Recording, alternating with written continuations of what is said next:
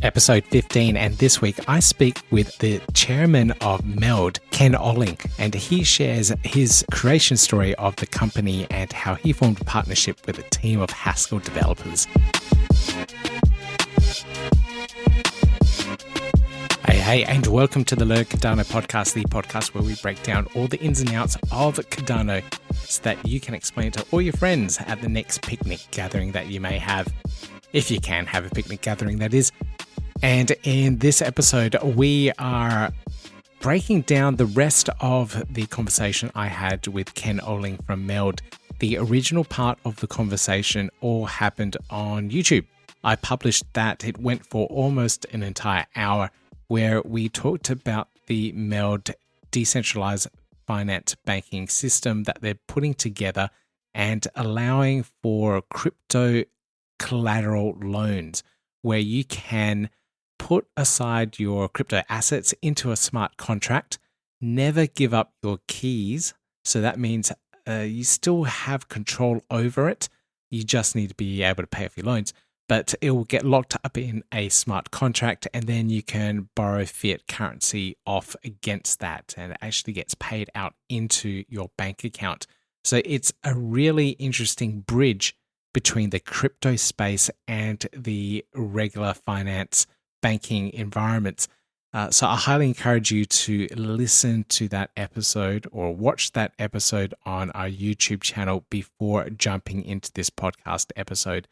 This podcast episode talks about more so the founding of the company, this backstory of where Meld came from, the inspiration and his passion for driving this thing forward and making sure that it happens, so to speak.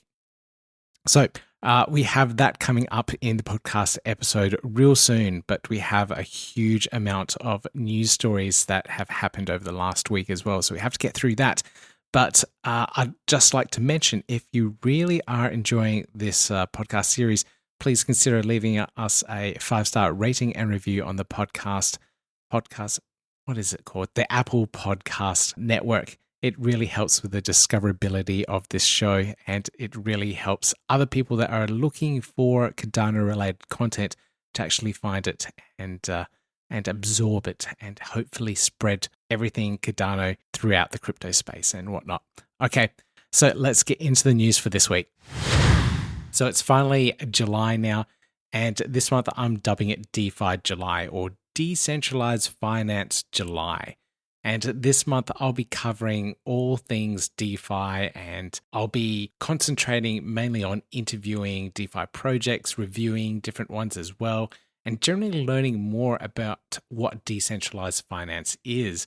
It was really a big booming part of 2020 where DeFi became the thing to do, and DeFi exchanges popped up everywhere. And one of them, Uniswap on the Ethereum network, became extremely popular, and yield farming was a new source of income for many people, similar to staking, but you do so by populating various pools. And I missed out on all of this, so I've got interview after interview already lined up with various Cardano projects. I've got ADAOZ lined up, Mercury, Sunday Swap, and a whole bunch more just coming up.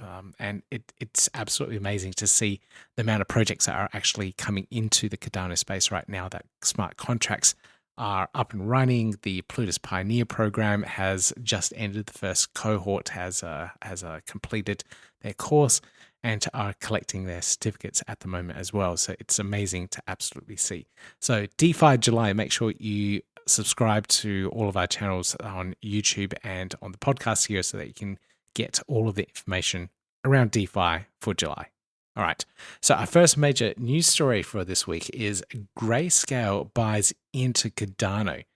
What does that actually mean? You may have seen social media posts everywhere on Twitter, on Facebook, or wherever that Grayscale have put a large portion into their digital large cap fund. And what this is, well, hang on, let's break down what Grayscale is. So Grayscale is actually the biggest digital assets investment company in the world. So they hold over 40 billion in digital assets, and that now includes a little bit of Cardano. So now, why is this a big thing? So traditional investors that want to get exposure to the crypto market, because it's somewhat exciting, they want to do this with ease. The same way that they've experienced investing in their regular shares, everything from the good old Walmarts to Amazon, Apple, or whatever. So they're used to just calling up a broker and saying, "Hey, I want some new shares in whatever company, or I want to invest in this particular crypto fund, trust fund, I should say," and they can just get all those things and just working for them without having to go through all the stuff that us regular people do in the retail investor trade, going through the know your customer process, the anti-money laundering processes, submitting various forms of identity to prove who you are, so you're not a criminal trying to launder money, etc., etc. So these people don't want to deal with any of that. They don't want to deal with wallets, keys, seed phrases, potentially losing all that, and all those difficult things that we've become just the norm. And these big investors that are dropping several millions, billions of dollars don't want to touch any of that. So that's where we're at, and that's why having this trust fund from Grayscale has made it much more appealing for these traditional and older investors. Secondly, having a publicly traded trust fund allows for additional tax breaks. So if you're making a loss in a certain thing, you can offset it somewhere else. So it's a tax-friendly way of investing. And if you're investing in Bitcoin directly, a lot of countries don't allow for this tax-friendly handling of crypto assets. So having it as a trust fund that you can trade publicly is a really, really nice way of doing it. Now, thirdly, trading cryptocurrencies is very insular. So if you're wanting to trade crypto against Apple or Tesla shares in that kind of weird trading pair, some people do, listing it on a tradable trust fund allows for this. So it's a lot more flexibility for investors on how they access markets and what they want to trade. So if you want to hold a position on Apple and a Bitcoin fund, you can. And now we can do it with the Cardano Trust, which was filed in early 2021. Now, what they've actually done is they've put Cardano into, like I said, the Grayscale Digital Large Cap Fund. And this particular fund, it's not their biggest one, but it's linking and grouping a couple of other crypto assets in there. It's worth 349 million USD, and it includes Bitcoin, Ethereum, Cardano, Bitcoin Cash, I don't know why, Litecoin, and Chainlink. Now, out of those crypto assets, Cardano now makes up 4.3%. So it's not incredibly huge compared to how much Bitcoin and Ethereum they're holding, but it is the first step to see it into a regular hedge fund level investment trust fund.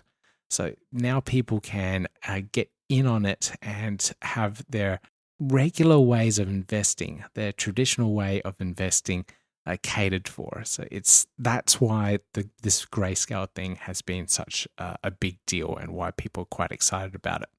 Now, this comes all before the Lonzo hard fork, the hard fork that will introduce smart contracts into the Cardano ecosystem. So we're going to see, I guess, huge. I'm predicting, and this is by means no terms of financial advice, but I'm seeing that with this kind of position open to many of traditional investors, and with the development of smart contracts, the amount of projects that I'm seeing at the moment come onto the Cardano blockchain, it's a very bullish, I guess, scenario to see the potential for so much more money to come in and the potential for these projects to blossom and grow on the Cardano ecosystem over the next few months while smart contracts gets rolled out on mainnet. I am extremely excited about the environment and how things are at the moment. So it's going to be interesting. Maybe we'll look back at this episode in 3 months and see if this prediction is right. So that's Grayscale. So that's the big news item for this week. Now there's a couple of other things that have come up, and one of them is World Mobile token sale launch. That has happened. I managed to get through the KYC process over the weekend just before the token launch happened, and that did take a little while for me because it didn't quite match up my photo identification. It didn't match up with the licensing thing that I put through as well. So it's a little bit difficult there to make sure that all worked properly as it should have. But now I'm just in the queue for the token launch, and we'll see how it goes. I'm excited about this project. If you haven't heard about World Mobile, it's the bridging of, or the connecting of, the people that are unconnected at the moment. So in the Cardano 360 in March, the big announcement roundup for Cardano in the month of March, they talked about their deals with Africa and how they were going to bank the bankless in Africa and eventually get them all connected on the blockchain and access to all these DeFi protocols and access to additional money, which us in the Western world can, but they don't have access to. But to be able to get them on the blockchain and connecting and interacting with it, you need internet. So World Mobile was going to connect the unconnected, anyone that didn't have mobile plans, didn't have internet plans, that had a really great way of a low-cost barrier of entry to get these people on mobile networks, communicating with the rest of the world and interacting on the internet. So that's World Mobile's mission, and I really think they can do it. With the partnerships that they have formed, the technology that they have, the way that they're going to have a distributed mobile network throughout these regions, it's pretty exciting to see. And their token launch has just happened. So if you're interested, if you're able to, so I believe most people around the world can partake in this particular token launch. Citizens of the United States can't because of various security laws. But if you can, it's quite interesting. Please read up on World Mobile and see if it is something that you're interested in. Again, this is not financial advice. It's just a really cool project, and I like it. And I will be participating in it. So we'll see what happens. So as I was saying, there are a lot of projects starting in the Cardano space at the moment. It is absolutely incredible. I'm seeing new wallets being written up. Everything from Mithril to Ray, X-Ray wallets. There's all these different things. There's oracles being written. There's Ergo Oracle. I can't remember the name of it off the top of my head now at the moment, but they're bridging data between Ergo and Cardano. There's another one called Charlie that's doing a very similar thing, or Charlie 3, I should say, and they're pulling in aggregated data from all sorts of different places for exchanges so that have accurate and secure and up-to-date information that these exchanges can use across multiple different sources. So it's really, really interesting. I didn't realize that these things were needed. I thought the exchanges just get the data from different places. But now when they have their white paper up and explaining what they're trying to do, it makes sense. They're basically offering the services in between so the big projects can do what they need to do and focus on what they need to do and not need to worry about like the data sources and the connecting bits and pieces everywhere. So it makes sense. But like I was saying, there are so many projects starting on Cardano at the moment, and I'm extremely excited. Right. So a couple of more things that have happened over the last week. Dataless Flight. Dataless Flight is the test version of the Dataless wallet, and it has just released the 4.2 version, which has introduced a couple of new improvements in regards to native tokens. So this is a user interface improvement where it's a little bit easier now to view all of your NFTs or native tokens that you have within your wallet. So previously, or currently I should say, if you have a lot of NFTs, like I do, non-fungible tokens, It is very hard to navigate through your wallet. You're just scrolling through pages of NFTs, and they don't have like a visual representation of what they are. It's purely just a lot of addresses and numbers, so it's not that pretty. So you need to scroll through a lot to actually get to your wallets to do transfers or whatever. So this has been improved. So I'm looking forward to playing around with it a little bit more. Maybe give some feedback if I can. There are also a couple of other fixes that have been added, including sharing of addresses and also sending of native tokens using the Trezor hardware wallet. Ooh, that was a mouthful. Okay, now more news. Yes. This is probably a really big news item here. SundaeSwap, which is probably the first decentralized exchange that got gained popularity, or probably the first one to announce itself as well, is merging with CardStarter. And CardStarter is a accelerator.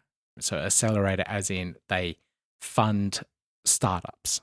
So that type of accelerator. They're merging with SundaeSwap. So they did a Twitter Spaces over the weekend, and I just managed to chime in at the perfect right time when they were doing this announcement and talking about how and why they were moving over. SundaeSwap is building out a really marvelous platform, and I do have an interview lined up with them as well. So it's going to be interesting talking to SundaeSwap and CardStarter about this particular merger and what it actually means in regards to funding future projects that are opening up in the crypto space, and how SundaeSwap and Cardano will help with all of that as well. So it's quite a big thing to see this, because it will mean more projects are launching on Cardano. Yeah, that's all I can really say. It's going to be very, very interesting. All right.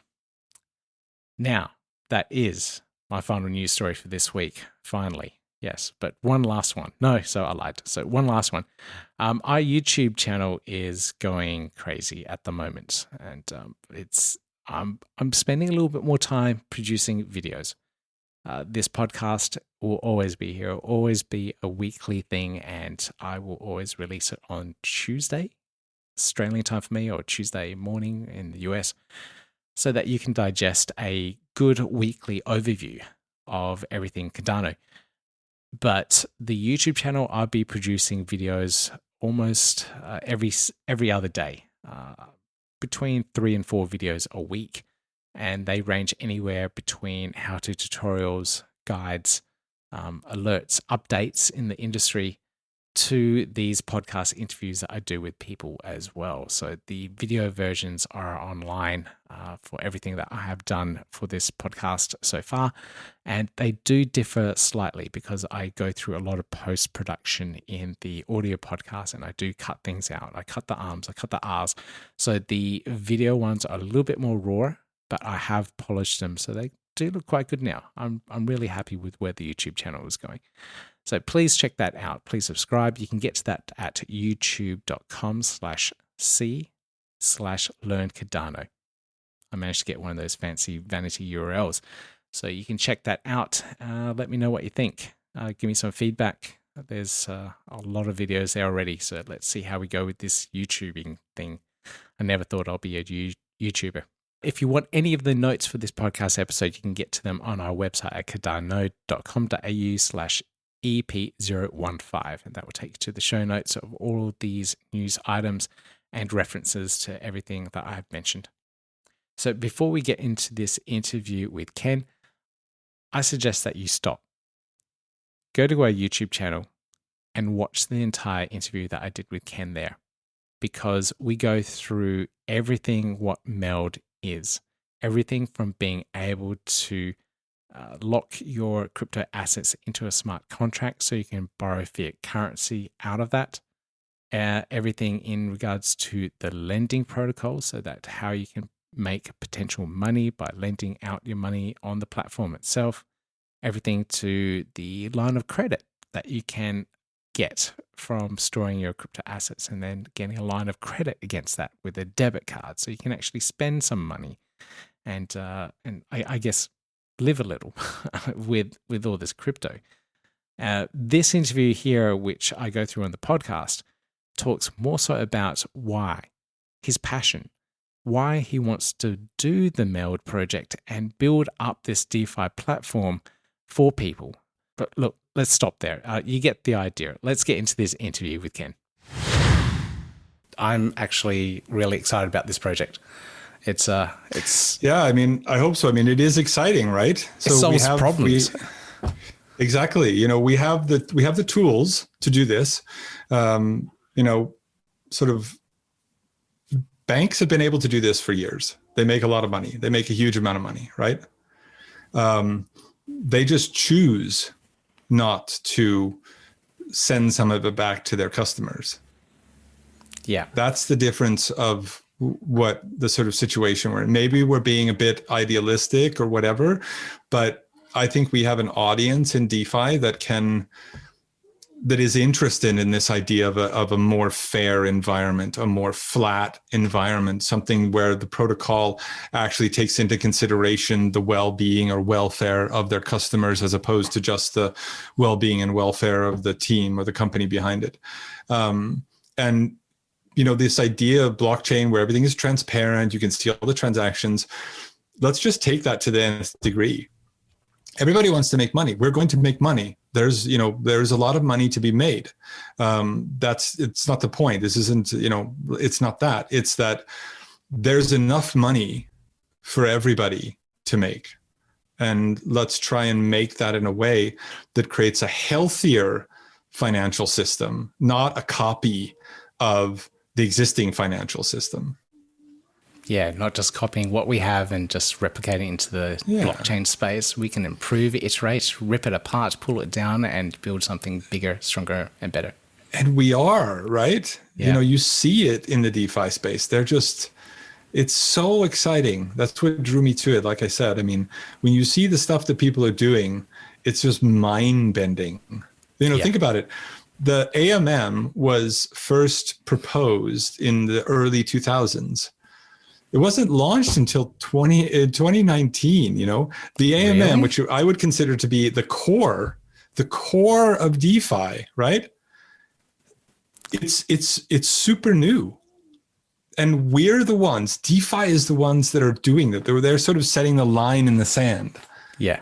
So that's the automated market makers for Uniswap, like DEXs and stuff. Yep. Uniswap. Yeah. I didn't realize it took that long. The idea was around that long ago. No, it's not been around for very long at all. So it was proposed, or it was tried out in the financial markets in the early 2000s to very little success. And it wasn't until Uniswap came along and really kind of blew up the market and showed that you can get rid of the prime broker. I mean, this is a fundamental thing. You get rid of the prime broker. You get rid of the market maker. And when you get rid of the market maker, everybody can be the market maker. Very exciting. It's cool stuff. It's the disruption that we're seeing in the blockchain space in all sorts of markets, I think, is slowly gaining momentum.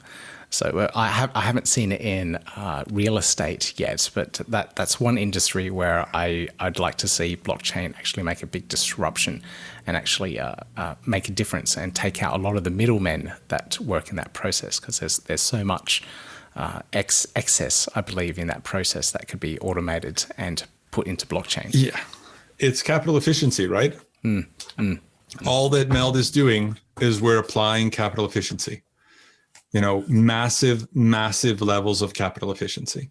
But yeah, I mean, it's a challenge. The CEO of Meld, he's worked on wrapping physical assets in the past. Before we started Meld, he worked on wrapping physical assets from the real world into the blockchain world, or into the blockchain.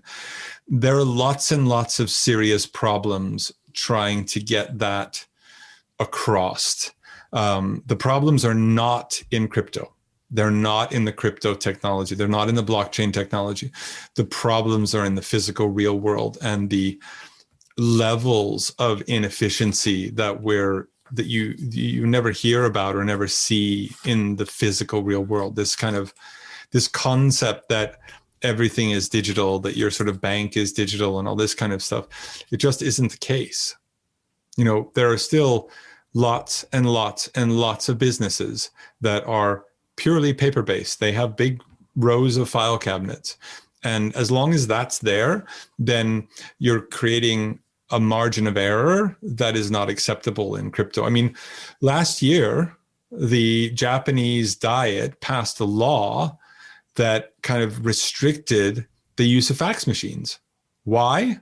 Because they needed to get Japanese business out of the 1980s. So I had no idea. It's nuts, right? So I still get this on occasion. Working with banks, we still get this. Sorry, you have to send a fax. And we're just kind of like, where the hell do we get a fax from? My God, I had absolutely no idea. I'm pretty sure there's a whole generation that would hear that and not understand what a fax machine is. I mean, this is crypto, right? Yeah. So, I mean, doing the research on our white paper, the most important fact that I managed to get a hold of that blew my mind, 20% of all crypto investors are under the age of 18. Wow. Okay. 20%. Under the age of 18. In other words, they can't get a bank account. But they're probably sitting there doing TA against, weird, BSC coins, trying to figure out, what they're doing sort of Fibonacci regression analysis and they can't get a bank account, right? Yeah, yeah. So it's exciting. I mean, this is where the sort of vitality is. And it's a beautiful place to be. It's really, really interesting. It's going to be a whole new world for our children. That we're building and what they're coming into. Like I know, absolutely. I've put aside a whole lot of cryptocurrencies for my daughter in her own accounts. You have, okay. Yeah, but of course she's only 2, so she has absolutely no idea yet. But right. she's growing up into it. Yeah. Yeah, I mean, they all are. I mean, I hear my son who's 12. They go through these kind of waves of interest, like Fortnite and all this kind of stuff. And they just went through a wave of cryptocurrency where I'd hear them in the distance sort of talking about, safe BTC or safe Moon or this or, Aave or Armor or, so these kids, they're talking about insurance cryptocurrency. So it's great. It's great. It's interesting. Also, I had an interview with another game developer who was trying to tokenize the gaming economy. So as you play games like Fortnite, you earn crypto on the side, and then you can buy NFTs throughout the game and trade and sell them on the marketplace. So these kids are growing up potentially in ecosystems where they just blockchain totally makes sense. And will be completely connected into it as they're growing up and into the new markets and ecosystems. Yeah, I mean, if you think about Pokemon Go, or sorry, not Pokemon Go, but Pokemon, right? I have 2 sons. One of them is 29 and one of them is 12. Both of them played Pokemon. One played Pokemon with cards, the other played Pokemon Go. This idea of how video games work with attributes and all of these kinds of things, this has a direct line, not a dotted line, but a direct line to things like yield farming. How do you take these multiple systems that have varying different characteristics and string them together in a way to maximize your opportunity? That is Pokemon Go. You set up your, I don't even play Pokemon, but you set up your sort of corral of Pokemon based on various different characteristics. This guy's a fire and the other guy on the other side is a grass or whatever. And, you're building these kind of models to figure out the best opportunity. And when you then go and take that idea and apply it to DeFi, you get yield farming. And, we would have never come up with this. This is the gamer generation that did this, not us, or not me at least. So I just think that it's, we can be humbled by this really advanced level of creative thinking. Yes. And all these kids are, like I said, growing up into it and completely understand it before any of our older relatives and family would ever understand it. Absolutely. So we won't see that adoption for a while, but I like the phrase that you pay for Bitcoin what you deserve to pay for Bitcoin. Interesting. I never heard that phrase, but it totally makes sense. Yeah. So for me, I paid for Bitcoin at $20,000. So yep. I didn't pay for it at $250. I remember sitting in barbecues taking the piss out of people that had paid $250 for Bitcoin. I remember that. You remember it clearly, don't you? Yes, very clearly. Yes. I remember my moments sitting back and talking to my friends about it back in 2013, and going, you did? Okay. Yeah, and just thinking, I just don't understand how this is going to work. Like it's I don't remember what the price was, but it just didn't click in my mind back then. And it took another 5 years before it did, unfortunately. But it finally exactly. did. Unfortunately. So no, I got in in 2017, but it didn't click until GameStop. When GameStop happened, then it was like the watershed moment when I kind of realized that the benefit of Bitcoin, the benefit of a protocol, means that no fund manager anywhere in the world with any amount of money can make any phone call to change the way that the market works for any reason, regardless. And that kind of hit me really, really hard. And I was like, okay, now I fully get the idea. I believe in protocols. I don't believe in politics. Yes. So the whole story behind that was that the big fund managers had to put a stop to it because they couldn't insure the amount that was being traded. Is that correct? Partially. So what happened was that you had I forget the guy's name, the guy from The Big Short, the fund manager from The Big Short. He wrote up an analysis on GameStop saying that the price of GameStop should have been much higher than it actually was.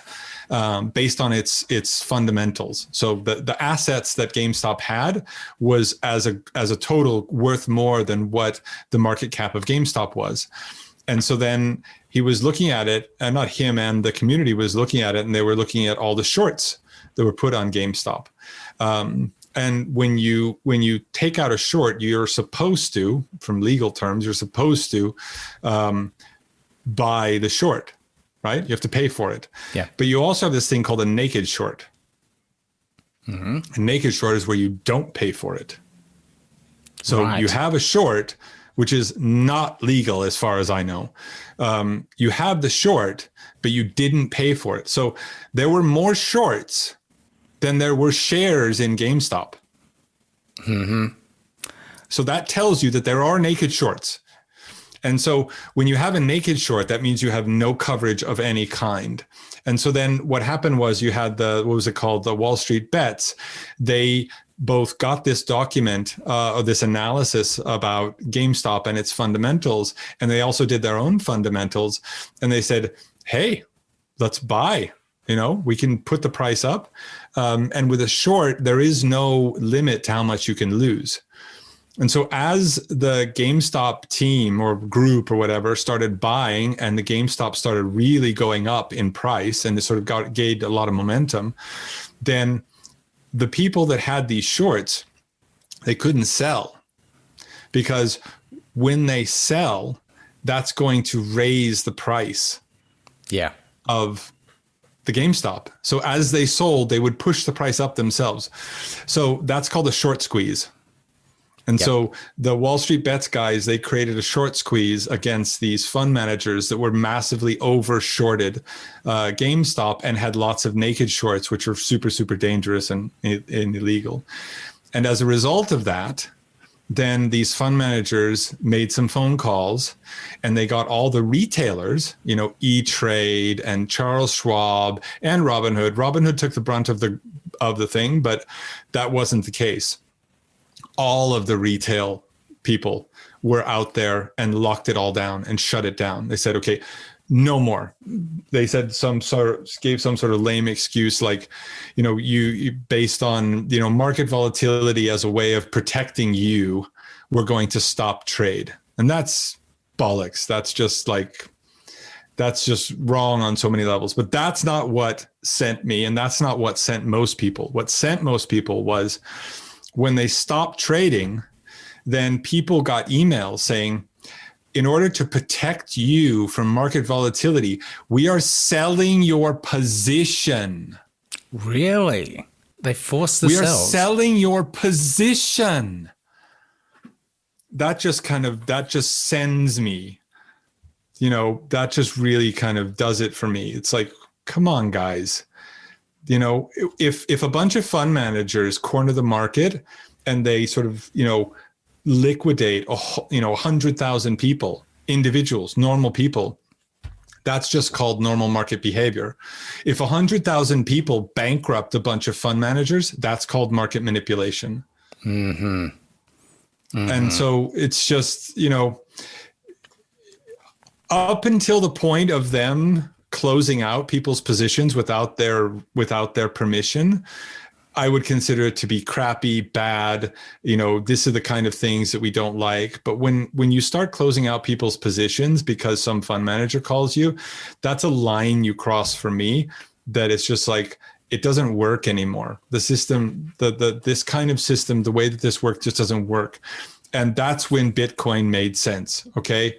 It doesn't matter who makes a phone call. You can't do anything to Bitcoin. You have no choice. You have no option. You have no right. It's going to behave fairly regardless of who you are. Yes. And there's that's no important. Top-down control. There's absolutely no centralization, unlike those fund managers that got together from the sounds of it and said, we have to put a stop to this before we lose billions of dollars. I don't remember how much. What was it, like $6 billion was lost in one day? One fund went out of business because they had overextended their short positions and they thought that they had the sort of market cornered. And obviously they didn't. Someone was smart enough to see it all and push the entire retail market up and out. But I had no idea that they forced users to sell and to close their positions. Go to listen to the Bankless episode. It's a podcast about this, where they go through this in detail, sort of shot by shot, and they sort of talk about the specifics of how it happened, how it went down, and it's just. Yeah, so that just didn't sit well with me at all, and you can tell. So you had the what are they called, Wall Street Bets subreddit, right? Yep. They're the guys that sort of did this, and up until the day that this happened, Wall Street Bets had a blanket ban on anybody talking about crypto.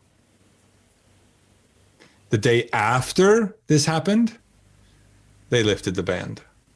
Wow. They realized that they had to open it up because they had the same moment. They had that same, they're like, this is why we want Bitcoin. And it's interesting that they didn't realize this before or didn't see it coming. I mean, I guess I can only speak for myself, but I guess that there's some part of me that wants the world to operate fairly, and I'm not cynical enough or something. So I don't know. But yeah, I just didn't, I know, I know that these things happen, but I don't know. It rubbed me very much the wrong way, and I think it rubbed a lot of people very much the wrong way. Oh yeah, and I huge think amounts of it's people. yeah. And the I don't know, where are you located? Australia. Oh, you're in Australia. Yeah. Okay. Yeah. So you probably got a bit more of the normal narrative of it. Because in the States, the narrative coming out of the media was very, very different than the narrative coming out of the media in Europe. It was like night and day. The narrative in the States was very much kind of this subreddit was doing market manipulation kind of thing. And in Europe, it was like fund managers are sort of manipulating the market. Fund managers are shutting down the retail access to, this kind of, it was a totally different language as to how they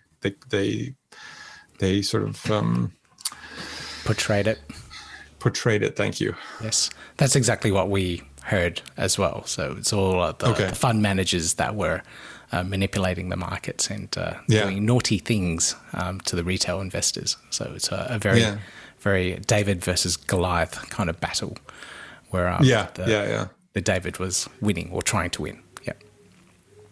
I mean, I think that more or less they did win. Wall Street Bets won. I mean, if I remember right, most of the people had their positions liquidated somewhere in the vicinity of $100, plus or minus 20 or 30%. And the vast majority of them bought in at the sort of $3 to $5 range. So I think that they got it, but it just really, really left a bad taste in everybody's mouth. Yeah, totally understand. And that's why you are so passionate about Meld now. Partially, it's because, I can talk before Wall Street Bets, I could talk about it and I could, I thought it was a good idea and, all these kinds of things. But it comes down to responsibility. If you're going to do something like this, you have to be responsible. And to be responsible means you have to be able to respond. So I have to be able to sit in this interview and I have to be able to respond to you in a meaningful way, not just that this is a great idea and we'll make a lot of money and all this kind of stuff. There has to be something more fundamental about it. And I think until Wall Street Bets, I was much more in the camp of, I think this is a great idea. It's a great market fit. We can make a lot of money. It'll benefit everybody, all this kind of stuff. But it didn't resonate in the same way that after Wall Street Bets. And it was like, this is something that is needed. Yes. Yep. So when did the idea and concept of Meld actually come about then? So you got all inspired by, or really wanting to get this project up and running because of the Wall Street Bets and GameStop? No, it was before that. Yeah, No. So that's what I thought. Yeah. So it was middle of last year. Was when the bull run started. I had friends that, a couple of my friends I actually had to buy lunch for. But they had huge portfolios. Okay. And I was super happy about them and happy for them, but I saw that there was a problem. And so I started digging into it. And as I dug into it, I dug into DeFi. And when I started to understand what was actually happening in DeFi, what the mechanics are behind DeFi, what is a bonding curve in an AMM, these kinds of, I'm a technical person in my sort of career. So I wanted to know how it worked. And so when I started to learn how these things worked, then it just it sort of really ticked in me. It was like, wow, we can do some crazy cool stuff with this. And the concept of composability, the concept of money Legos, this idea that you're not sort of, you're building something that plugs into lots of other things. All of these ideas just really kind of fit my mentality and fit what the kind of things that I wanted to make. And so it started to draw me in. And then we started to formulate the concept of Meld and this idea of, non-custodial lending across fiat. How do you do that? How does it work? Can it be done? Is it technically possible? Is it legally possible? We started doing all of this kind of stuff. And then we sort of jumped on to, we didn't, that's not fair. We were on Cardano from day one. So that was a kind of decision that we made early on. My business partner and the CEO, he's a Haskell programmer. He's been developing on Cardano for 3 years. So it was Cardano. But I mean, obviously, everything we drew from came out of DeFi and Ethereum, right? Because that's the only game in town, or was the only game in town. And so most of our engagement was related to Ethereum and what was happening in Ethereum. And just as you looked at it, there was just so much irreverence. We don't care what the rules are. We don't care that we're not allowed to do this. We don't care that we don't have the right degree. We're going to do it anyway. And that just... and if you put new eyes on a problem, oftentimes you get new solutions. Yeah. Yep.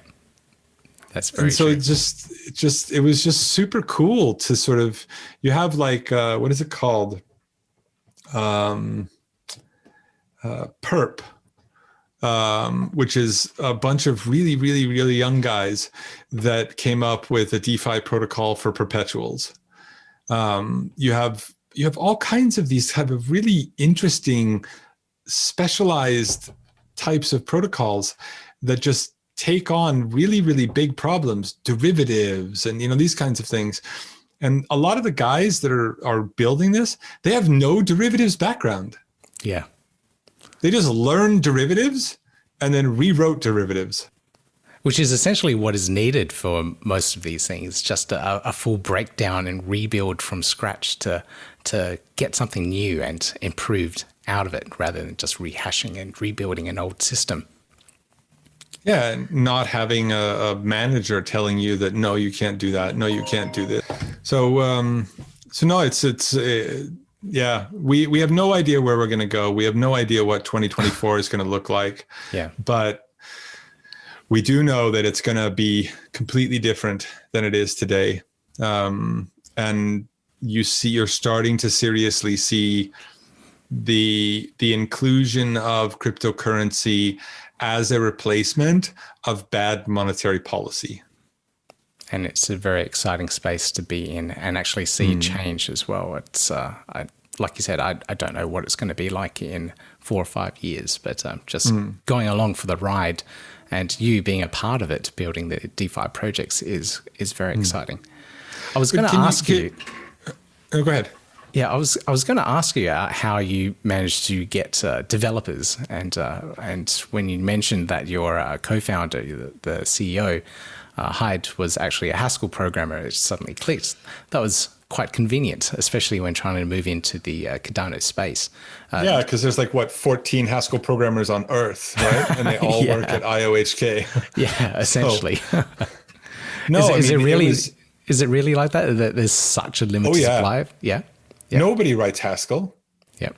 Nobody writes Haskell. I mean, you have to have been in programming for a long time to even be able to know Haskell as a programming language. I've been running software teams for about 12 years. I have another company that's a software development company that has 35 employees, software engineers, etc. I'd never heard Haskell until I looked at Cardano. I'd never heard the term.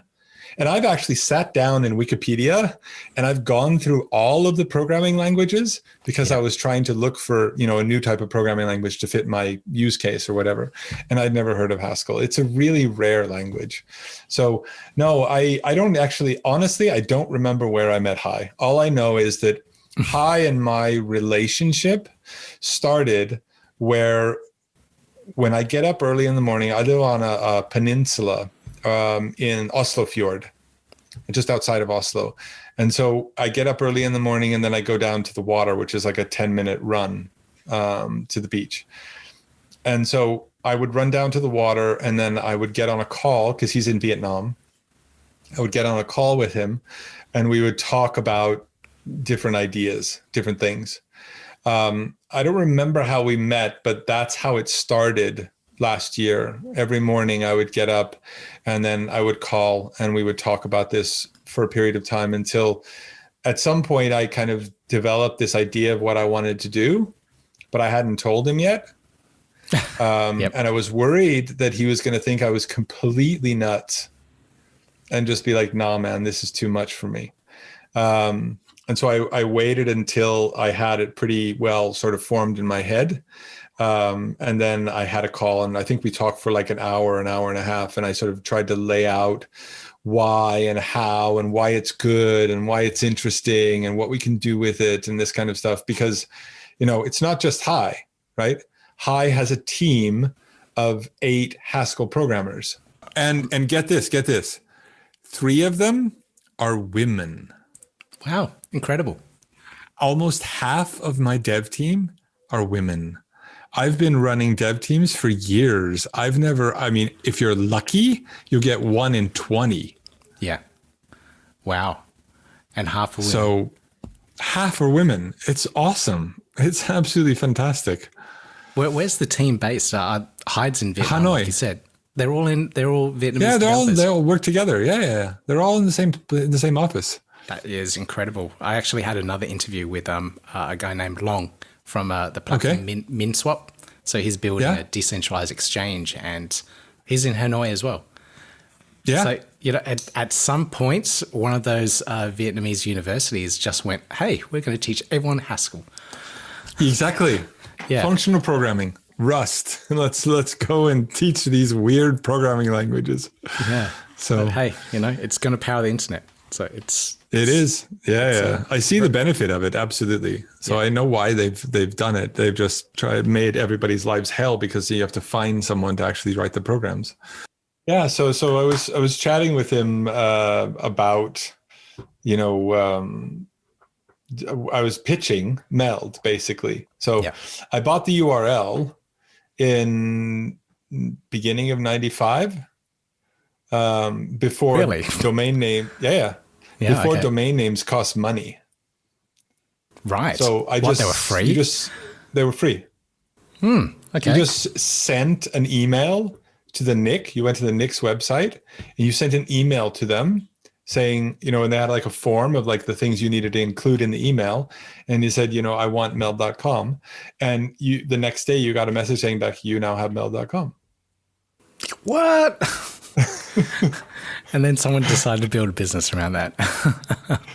So I've had it for a long time. Yeah, you're one of the OGs, as I say, the original gangsters of the internet. One of the OGs when it comes to this, yes.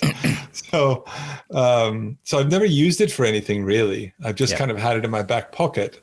I knew it would come in handy at some point. And then the kind of stars aligned when I sort of came up with this idea of bridging the gap between crypto and fiat. And then, I have the domain name Meld. I mean, how much better does it get than that kind of, if you're an idiot, Ken, if you don't do something about this now. You've got 6 Haskell developers that want to do business with you. You have the domain name meld.com, and you've been working in crypto and it's entering a bull run. I mean, you can't lay much better of a red carpet. Yeah. And so, So Hyde pulled the trigger and Hyde heard the pitch and went, "Yep, okay, I'm in." Is that it? It took me about an hour to warm him up to it because we were talking about totally different things prior to that. And he warmed up to it after a little while, and then we left on a good note. And then I called him the next day, and he said, "Yeah, I thought about it, and I talked to the team, and I think that this is a really good idea, and I think we can actually do something with this, and this kind of stuff." And so we've kind of been. I've never met him. Right. Okay. So, he lives in Vietnam. It's COVID. I live in Norway. But yeah, so then we kept that conversation up for probably another 2 weeks. And then we put a core team together. And then we built an MVP, or he built an MVP. He did it in like a day and a half or something. He built a lending and borrowing MVP on Plutus. And we tested out the basics of the smart contracts. And that's when we pulled the trigger. And then I started building the business around it, and built the pitch and built the deck and all this kind of stuff. And then it was kind of very much by accident that everything ended up happening. So somehow my investor relations guy got in contact with a guy named James Bowater in the UK. And very much by accident, James is good friends with Charles Hotchkins. Oh, right. And so we'd already decided on Cardano. And so I talked to James, and we got on well, and he liked the fact that we were using Cardano. And then he said, well, I got your deck, but I have somebody that I want to look at it and try and punch holes in. I want them to sort of, you know, what are you not thinking about? Where does it leak? And so he sent it to this guy named Amit Pradhan, and he sent a reply back saying, the deck is great. One of the diagrams should have numbering on it because it's a bit complicated. And so then I made that adjustment, and then we set up a call with this guy, Amit. And this was in March, I guess, this year. Yep. And we had the call, and we started the call with, or he started the call with, well, let's first of all, so he has a startup, a crypto startup called Rainfall, that's going to come out the beginning of next year. And so what he was interested in having a conversation about was having a partnership between Meld and Rainfall. That's what he was interested in. And so that was what the call was about. So we had this phone call, and we sort of were talking, and he said, just to start with, this is not an investment call. This is a call to talk about how we can collaborate, and sort of get to know each other. And we can have another investment call later on, but this is not an investment call. And so he presented us Rainfall, and then I walked through Meld, and we talked about Meld. We talked about a lot of the things that we talked about here that were not in the deck that I gave him. And then at the end of the call, he said, guys, I'm closing a funding round in 2 days. Here are the terms to the round. I would really like for you guys to be in it if you can. We'll hold it open for you for an extra day so that you can get all your material together. And if you do, then, you know, we're willing to come in for $2 million. That's really convenient. How did you feel at that point? Like it wasn't supposed to be an investment call. It's total poker face. Poker face. Yeah, sure, no problem. Sounds good. We'll see how it goes. Yeah, maybe we can do it. And so we get off the call and then just freak out. So we had so much we had to do. We didn't have a company. Yeah. We weren't incorporated. Okay. Yep. Okay. And so like on a Friday afternoon, I'm like calling Singapore going like, how the hell am I going to open a company by Monday morning? Yeah. And I'm doing everything that I can. I work like nuts. We have to get everything together. We have to get our own investors in line, and we have to get the prospectus and all that kind of stuff. But we pulled it off. We got it all together on Tuesday. We sent it to the lawyers. The lawyers approved it, and we were now funded. And I didn't plan on pitching to investors for another month. And now we had closed our first round for $2 million in the first meeting we had. You know, I've had a lot of startups. Yep. And I've done lots of fundraising. I've never come anywhere near this kind of thing. And so that just it was like, you know, we put the skis on and we were going to sort of take ski school, and someone just pushed us down the mountain. And you went for a good ride. Just start skiing, baby. Yeah. And so I feel like we've been behind the ball the entire time we've been running this, that, you know, we're just trying really, really hard to keep up, because I prefer to be very well prepared, and we were not well prepared. And so we're sort of trying to get more well prepared while we're doing it at the same time. And so it's a bit of a stressful process, I guess is the best way of saying it. It is a very fast-moving market, and when I guess when an investor sees this type of opportunity, the idea and something that's really well thought out, and they realize the potential, of course, they're going to jump as soon as they can. I don't know, maybe. I honestly, I couldn't come and say, the prior 7 times I tried to raise money, I did this, and this wrong. And this time I did this, and this right. And therefore, I don't think that that's the case. I think that it's largely that we hit upon a product market fit that everybody in crypto can relate to. Borrow, collateralize your assets, get cash, don't give up your keys. It totally makes sense. Yeah, everybody can get it. Everybody understands it.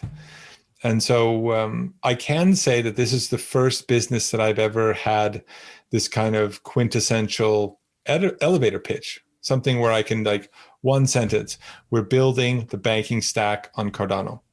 Boom. Don't have to explain anything else. And everyone gets it. Yeah. Yep. Everybody gets it. And so all of my other ventures, they were much more of an effort to explain what it is that we were trying to do. But yeah, so it's a new experience for me, very much so. The way that you market is very different than other businesses. The way that the community comes and goes is very different. The way that the community invests is very different. We've got 5 million ADA committed to our stake pool, and we haven't even started. We haven't asked people for anything yet. How are people finding out about the project? I know I saw an interview that you did and whatnot, and a couple of blog posts, but is that basically it? That's the marketing reach at the moment? We started a Telegram chat. We started talking to people. We put up a website. Yeah. All right. Huge thanks to Ken and the Meld team for organizing this podcast interview. It's been an absolute pleasure working with the Meld team so far and doing this interview and learning so much more about DeFi and what Meld can provide for anyone in the DeFi space, or anyone in the crypto space, I should say. Now, their ISPO, or their initial stake pool offering, has been launched, and I have to say they're doing incredibly well. They've launched 3 official pools, and they are pretty much getting to the brink where they're full, and it's happened over a course of 3 days. Now, I do have to do a little bit of an alert here, and they have announced that the Meld Pool 4, which has appeared out of nowhere, was not created by them. Meld Pool 4 at this point in time is created by some unknown actor trying to leverage off the Meld brand, and has created Meld Pool number 4 in hope that people would just delegate to it. So I'm really hoping that we can get the message out to people to not delegate to Meld Pool number 4, which is a fake pool not owned by Meld or the Meld team at all. Okay. So please make sure you check out their social media channels, Meld_labs on Twitter, and you'll see any more announcements in regards to that. Now, like I said before, if you want any of the show notes, the links, etc., the links to the video, whatever it may be, they will be all on the show notes for this podcast episode on our website, cardano.com.au/EP015. If you have any comments, if you want to join the show, if you want to be on here, if you want to have a little snippet, whatever it may be, check out our contact page and have a little chat to us, and we will see what we can do. Gene, on last week's episode, or the week before, can't remember now exactly, gave us a voice message, which you can leave on our SpeakPipe page, on our contact page, where you can record a little 1-minute question, whatever it may be. Maybe you want to shout out your NFT project. Just go to that page, hit that record button, and we'll include it in on one of our episodes, whether it's a video YouTube episode or on this audio podcast as well. Okay. It's great to hear from the community, so please reach out. It is a lot of fun. That's it from me for this week. And until next time, everyone, please keep those seed phrases safe and secure. And until next time, everyone, bye. Yeah, gotta do it like that. You've been listening to the Learn Cardano podcast. Gotta get it hype. Crypto is what we like, but this is not investment or financial advice. Gotta do your research, cause it's risky. We know it is. This show is educational and it's informative. Crypto's the future, really, it ain't no debating. IOHK, Emergo, we're not affiliated, not Cardano Foundation. We just gotta say it, a show that you can learn, and it's for your entertainment. Yeah, you gotta check it. Don't wanna be missing that. You were tuned in to the Learn Cardano podcast. Yeah, giving insight. Ain't another show like this when it come to crypto. Invest at your own risk. Might not be for everyone, but who it is for, we keep giving you some info and plenty more. Hey, yeah, the Learn Cardano podcast. Hey, yeah, the Learn Cardano podcast. Thank you for tuning in. Keep it locked right here. Let's go.